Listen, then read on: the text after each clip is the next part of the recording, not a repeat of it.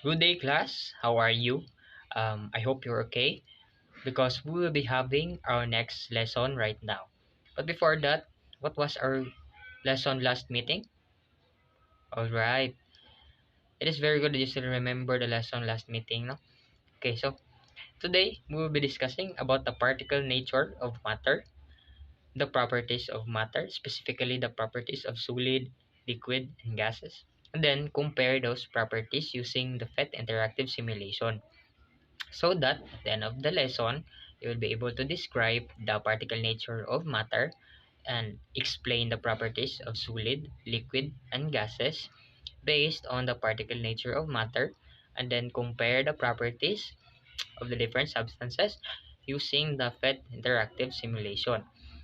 Okay, before we move on to the lesson, we will be having a simple assessment on your prior knowledge about matter. So I have here the set of pictures or a set of pictures.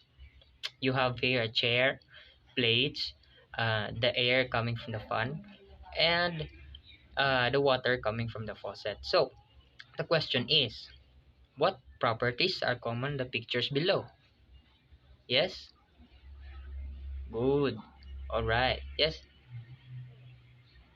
Good. Yes, yes, yes. Next, you have here a wooden plank, the sea, a bird, all right, the mud. Okay. Same question. What are the properties that are common in the pictures below? All right. Very good. Yes, very good. You are all so smart. No, all your answers are correct, right? So all the pictures that I have shown you has mass and volume and are all what? They are example of yes, matter. Very good, very good. Okay, so based on the activity that you have done earlier, there are three words that are important to recall before we begin this lesson. So we have mass, volume, and matter. For our review, we have guide questions. So the first question, what is mass? So do you have any idea what is mass? So mass is the measure of the amount of matter the object has. And then next we have volume. What is volume? So volume is the measure of the space occupied by an object. And then next, number 3, what is matter? So matter, we all know the definition of this already. So matter is anything that occupies space and has mass. And then number 4, the pictures earlier can be categorized as yes, matter. How about number 5? Does any one of you know what is the answer? Can we say all things around us are examples of matter? Before we try to answer this question, let us have an activity. So here we have two boxes, and in every box there are tasks that we need to accomplish. So here in the first box we have a question which is matter, which is not. And here we are going to classify these samples, 8 samples here, whether it is considered as a matter or not. So number 1, air inside the ball. Is it considered as a matter or not? Yes, it is considered as a matter. How about flour? Yes, it is a matter. How about the human heart? This is also a this is also considered as matter. How about light? Yes, light is not considered as matter. How about leaves? Yes, very good. It is a matter. How about smoke? Okay, smoke is considered as matter. How about sound? Okay, sound is the same with light. They are not considered as matter. And lastly, we have number 8, toy. Is toy a matter? Of course. And then here in our the second box, we have the guide questions. So the first question, is smoke an example of matter? Does it have mass? Does it occupy space? The answer is yes.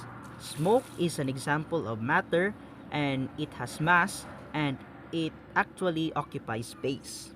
So let's proceed to the next guide question. Are toys and leaves example of matter? Do they occupy space? Do they have mass?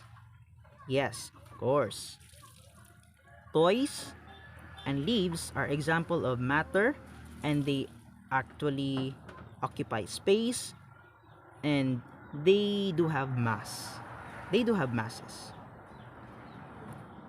And then, in the activity given, how do you identify the sample as matter? What is your basis of identifying such samples? So, for you, how do you identify the sample as matter? What is your basis of identifying such samples?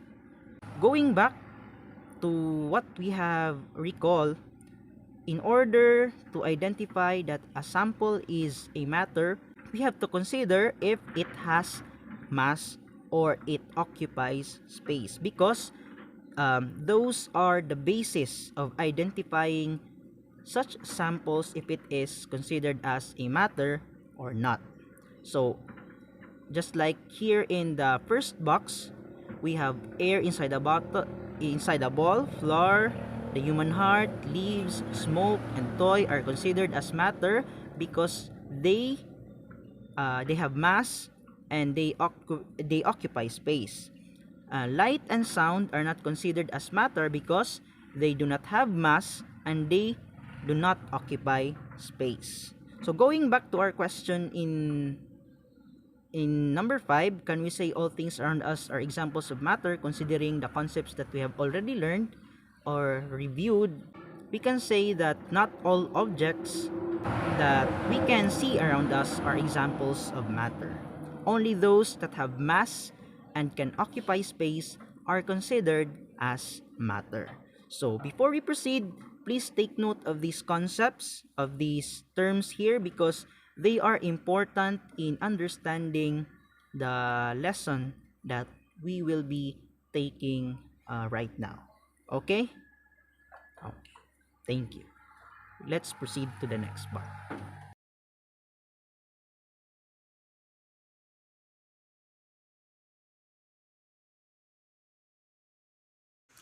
Earlier, we have distinguished which is matter and which is not. We have also recalled the properties of matter, including mass and volume. Mass, as you remember, is the measure of the amount of matter an object has, while volume is the measure of space occupied by an object. In our lesson today, we are going to learn that matter is made up of tiny particles which we cannot see, and this is described in the concept of particle nature of matter. Our lesson for today describes the three states of matter at the microscopic level. This means that we are going to explore the three states of matter beyond what our eyes can see through the use of illustrations or models. Also, our topic explains the differences in the properties of the three states of matter in terms of their arrangement and even in their behavior. Now, in the following slides, I will show you the illustrations or the different models of the three states of matter. But please keep in mind that these pictures are not necessarily pictures taken by a camera. These are only representations of the reality. Now, please look at the picture I presented. So, what can you say about the arrangement of the particles in solids? Do you think these particles can move? Solids have definite shapes and volume because the particles are packed closely together in fixed positions. These particles can vibrate, but they cannot move around. These particles are also held by strong forces called intermolecular forces, and the particles in solids are incompressible, which means that it is impossible for us to even push the particles closer. Now let us examine the picture of the particles in liquid. So what can you say about the arrangement of these particles? Do you think they can move around? Next is the particles of liquids. So the particles of liquids do not have a definite shape.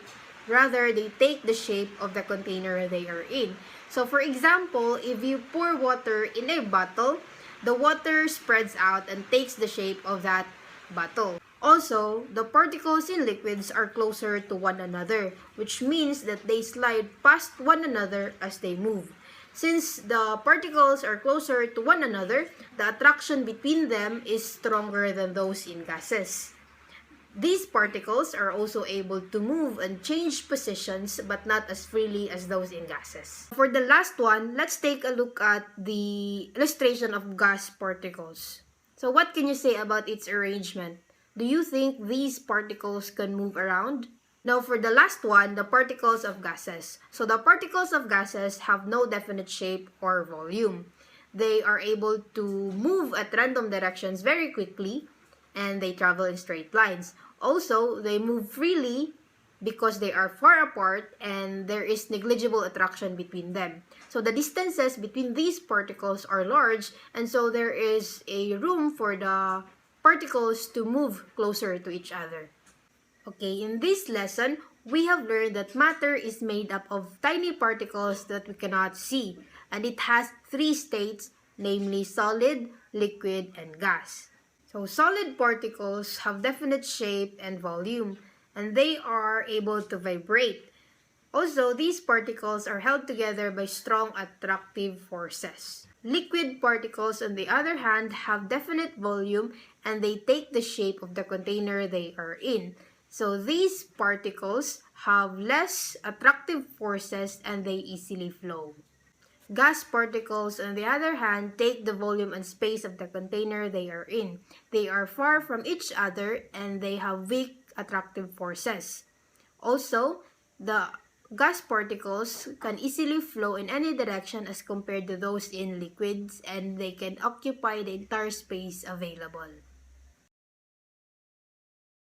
And now that we are done discussing the lesson, it's time for you to have a fun and engaging activity.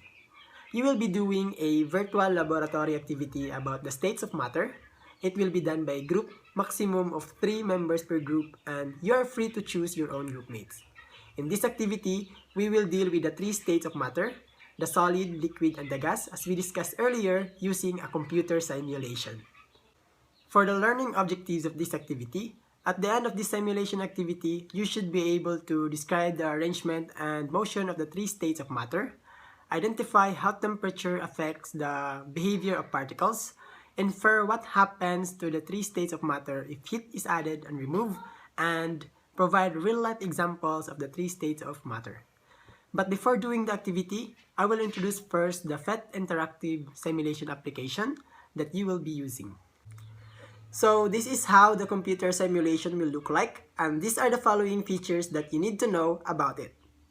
We have the substances, the neon, argon, oxygen, and water.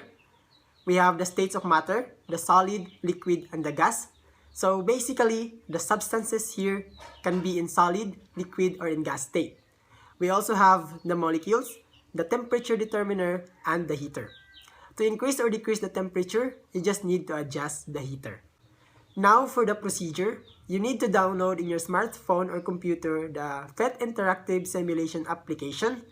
After downloading, open it, click Physics, and then go to States of Matter Basic, and then choose States. After that, you will see the features that I have shown you earlier. At the top right of your screen, you'll find the substances and the states of matter, the solid, liquid, and the gas. You will then explore the 3 states of matter of each substance.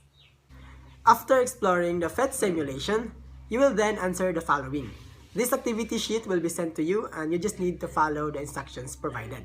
For example, draw and describe the arrangements of the 3 states of matter and their motions in the table provided below.